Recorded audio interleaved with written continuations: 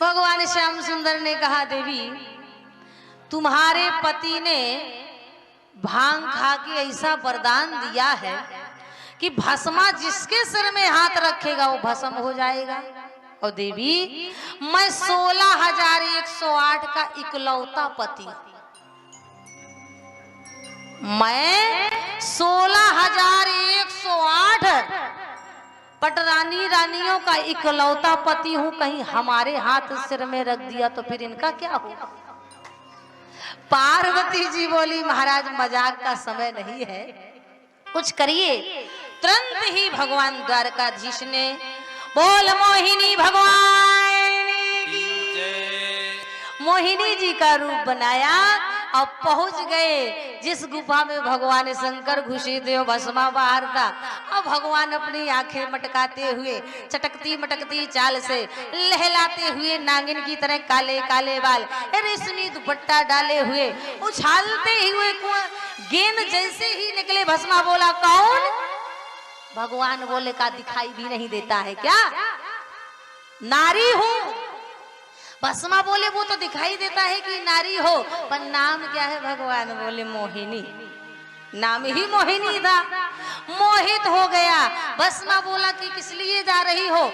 भगवान बोले, अरे दुष्ट कहीं का पापी, अरे मैं जैसे ही अपने गुरुदेव के पास कैलाश में आई, वो हमारे गुरुदेव हमें तांडव सिखाते हैं और तेरे कारण आज हमारे गुरुदेव गुफा में है। तो इसका मतलब ये नहीं है कि हम अपने गुरुजी से पढ़ाई करने ना जाएं। जैसे ही भस्मा से ऐसे करके भगवान जाने, भस्मा बोले रुको। भगवान बोले क्यों?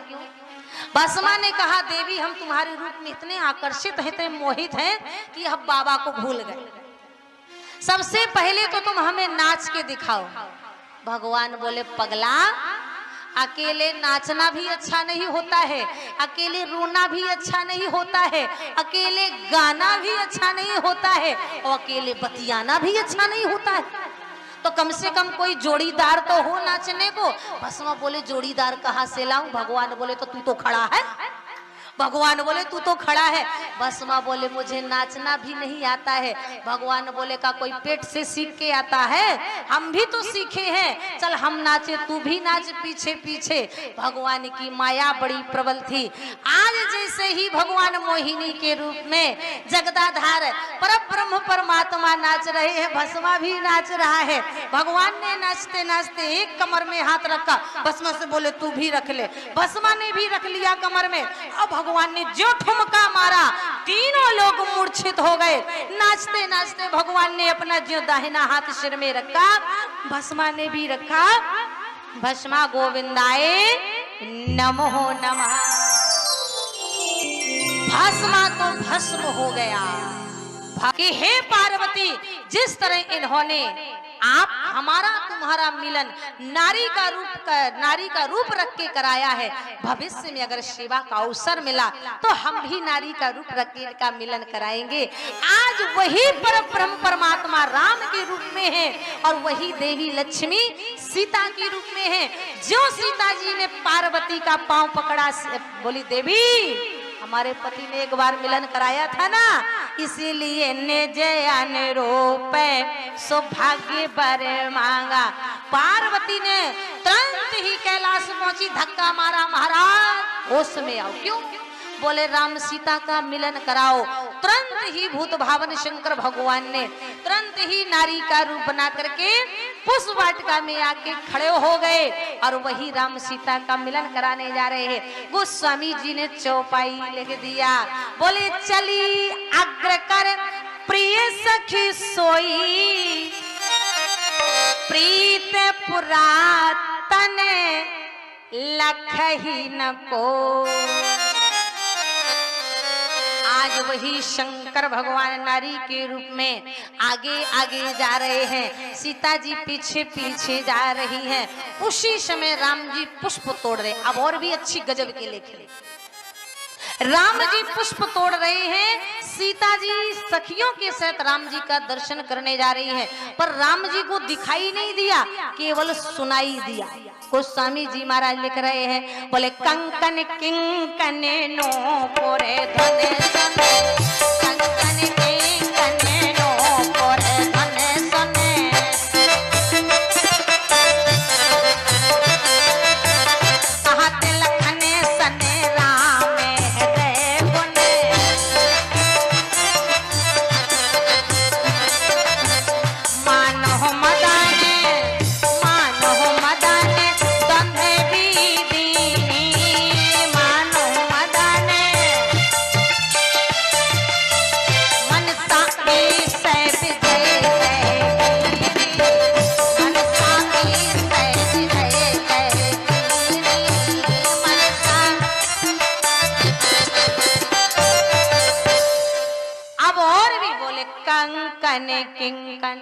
अब कामदेव को भस्म करने वाले बाबा शंकर ही तो आ रहे हैं ना। तो पहले क्या बजा, बोले कंकन किंकन नो पर धने सने कहते लखन सन राम हृदय। जो ही राम जी के कान में आवाज गई, दिखाई नहीं दिया, बड़ी सुंदर आवाज रही है कंगन की, किंकन की, नूपुर की। यही नारी की पहचान होती है, यही नारी की पहचान होती है।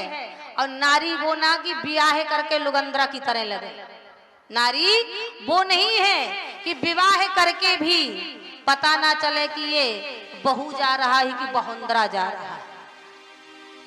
सुहागन नारी वो होती है कि अगर वो निकल जाए तो अंधा भी कह दे कि कोई सुहागन नारी निकली। पाए जिस घर में नारी के पायल की पांव की छम छम छम छम रहती है, उस घर से कभी लक्ष्मी नहीं जाती है। और आज तो फैशन चल गया है बिना पायल का रहना। जिस घर में नारी के चूड़ियों की खनखनाहट होती है, उस घर में हमेशा सुख समृद्धि का वास होता है। और आज की नई प्रचलन ने तो कमर वाला बाजू, कमर वाला कमर पेटी तो बंद ही कर दिया।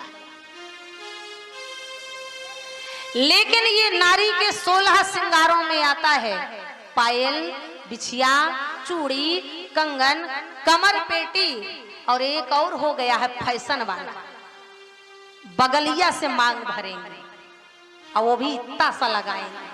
ना जाने गुरुदेव हमारे कहा करते हैं कि बगल वाले की नाम की है कि ऊपर वाले की नाम की। जो नारी अपने बीचों बीच मांग निकाल करके लंबा सिंदूर डालती है, उसके कभी पति की अल्प मृत्यु नहीं होती है।